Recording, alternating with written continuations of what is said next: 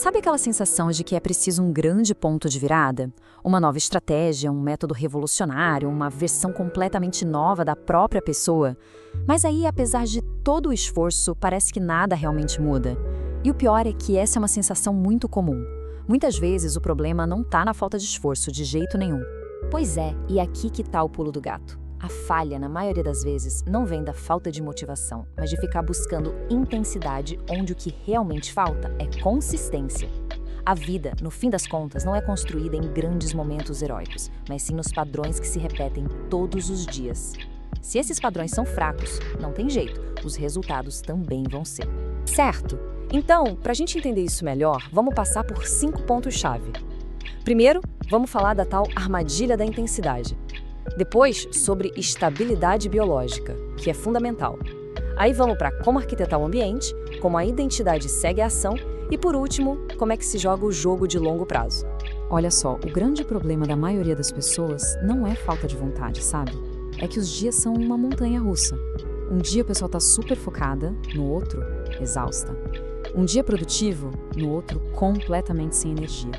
Isso parece aleatório, mas não é. O que faz a diferença de verdade é ter uma estrutura simples e não ficar tentando fazer um esforço gigantesco, um esforço de herói. E olha que interessante esse contraste. A intensidade é aquela coisa de cinema, né? O grande momento da virada, aquele pico de motivação que muda tudo. Mas a vida real é construída na consistência. São aqueles hábitos pequenos, sabe? Silenciosos, que ninguém vê, mas que são inegociáveis. É o acúmulo disso, dia após dia, que muda completamente a trajetória de uma vida. Certo, então por onde a gente começa? Pelo primeiro pilar, a estabilidade biológica. Antes de falar de mentalidade ou disciplina, a gente precisa olhar para a biologia. Não adianta nada querer consertar a vida no nível mental se o corpo está instável. Simplesmente não vai funcionar. A base, o alicerce, tem que ser sólido. E como se constrói essa base, então? Com 4 passos bem simples. Primeiro e segundo que andam juntos. Ter um horário consistente para acordar e para dormir. E o detalhe importante aqui não é ser super cedo, é ser constante. É isso que regula o sistema nervoso. Terceiro, um pouco de luz solar de manhã nos primeiros 30 minutos do dia. Isso calibra o nosso relógio biológico. E quarto, um pouco de movimento logo cedo, para elevar a dopamina naturalmente. E olha, isso não é dica motivacional, é pura regulação neurológica. Com essa base biológica no lugar, agora sim a gente pode olhar para o cérebro. Muita gente acha que o problema é falta de disciplina, mas na verdade, o que acontece é um excesso de estímulo. Pensa só, quando o cérebro é constantemente sequestrado por notificações, por recompensas instantâneas, qualquer tarefa normal, que exige um pouco mais de esforço, vai parecer um tédio. E essa imagem aqui ilustra o mecanismo perfeitamente. Um cérebro que está o tempo todo superestimulado tem um nível de motivação basal, sabe, lá embaixo. A vida normal parece sem graça. Agora, quando a gente reduz esses picos desnecessários de dopamina, essa linha de base sobe. E aí a disciplina começa a parecer menos pesada. Por quê? Porque o cérebro não está mais saturado. Tá, mas e na prática, como se faz isso? Primeiro, nada de celular nos primeiros 30 minutos do dia. É uma regra de ouro para começar o dia no controle e não apenas reagindo.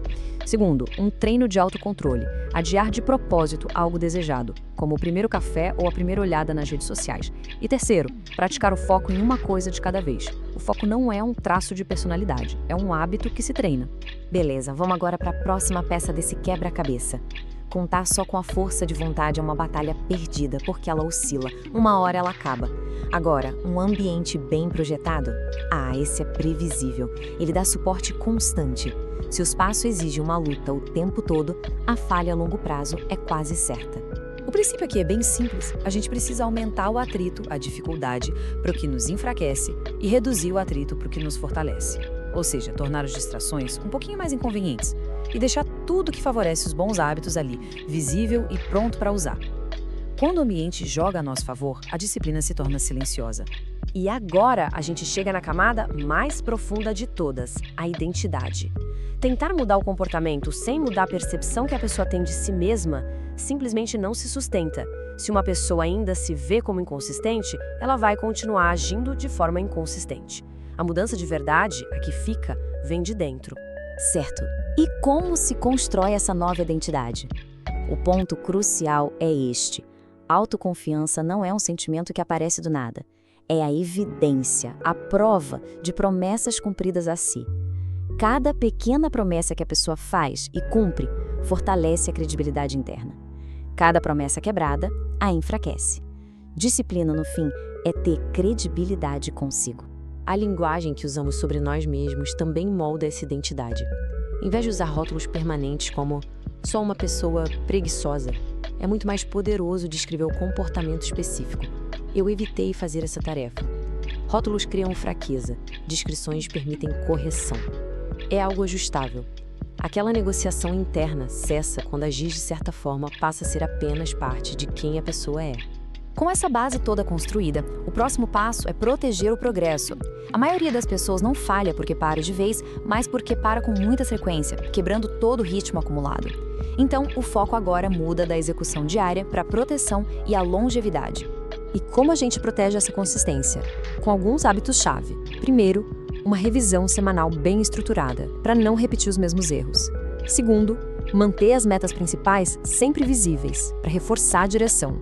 Terceiro, proteger o sono agressivamente. Sono não é preguiça, é recuperação biológica. E por último, simplicidade.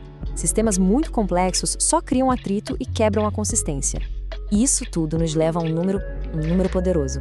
5. A ideia é construir as coisas pensando em 5 anos, não em 5 dias. Sabe por quê? A urgência do curto prazo gera esgotamento, o famoso burnout. Já uma visão de longo prazo, essa gera paciência. O objetivo não é vencer esta semana, mas construir uma versão durável de si.